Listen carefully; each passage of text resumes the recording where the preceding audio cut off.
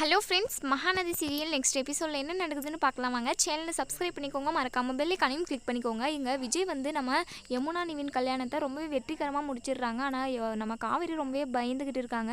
எப்படி இந்த விஷயத்த வீட்டில் சொல்கிறது அப்படின்னு சொல்லிட்டு நம்ம விஜய் வந்து ஒரு ஐடியா கொடுக்குறாங்க. இந்த விஷயத்த இப்போதைக்கு வீட்டில் சொல்ல வேண்டாம் அப்படின்ற மாதிரி சொல்கிறாங்க. அப்போ தான் நம்ம காவேரி குடும்பம், அதாவது நம்ம சாரதா, கங்கான்னு எல்லாருமே கோவிலுக்கு வராங்க. அங்கே கோவிலுக்கு வந்த இடத்துல இவங்க 2 பேருக்கும் கல்யாணம் நடந்துருக்கிற விஷயம் வந்து தெரிஞ்ச போது உடனே ரொம்ப ஷாக் ஆகுறாங்க. நம்ம சாரதா இருந்துட்டு யமுனாவை பயங்கரமாக திட்டுறாங்க. அடி பாவி, என்ன காரியம் பண்ணி வச்சிருக்கு நீ? உனக்கு கொஞ்சமாச்சும் மூளை வேலை செய்யுதா இல்லையா? என் வயிற்றுல கொட்டுறதுக்காகவே நீங்கள் எல்லாரும் பிறந்திருக்கீங்கடி, ஒருத்தி இல்லாமல் இதே மாதிரி பண்ணுறீங்க அப்படின்னு சொல்லிட்டு பயங்கரமாக திட்டுறாங்க. இங்கே யமுனா வந்து அழுதுகிட்டே இருக்காங்க. உடனே கங்கா இருந்துட்டு, யமுனா உனக்கு எத்தனை டைம் சொன்னேன் இவன் வேணாடின்ட்டு, காவேரி வாழ்க்கையில் எவ்வளோ பிரச்சனையை உண்டாக்குனா இவன், அதெல்லாம் மறந்துட்டியா? உனக்கு என்னடி மூளை அப்படின்னு சொல்லிட்டு ரொம்பவே திட்டுறாங்க. இங்கே காவேரி இருந்துட்டு அவளை எதுவும் திட்டாதீங்கம்மா அப்படின்னு சொல்லிட்டு சொல்கிறாங்க.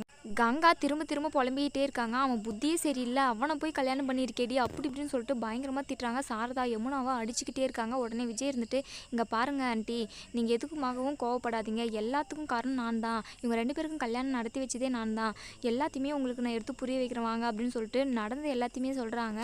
அதுக்கப்புறம் நம்ம விஜய் இருந்துட்டு சொல்ல வேண்டிய அளவுக்கும் சொல்லிடுறாங்க. சாரதா இருந்தாலுமே மனசு வந்து அவங்களுக்கு ஏற்றுக்கிறதில்ல.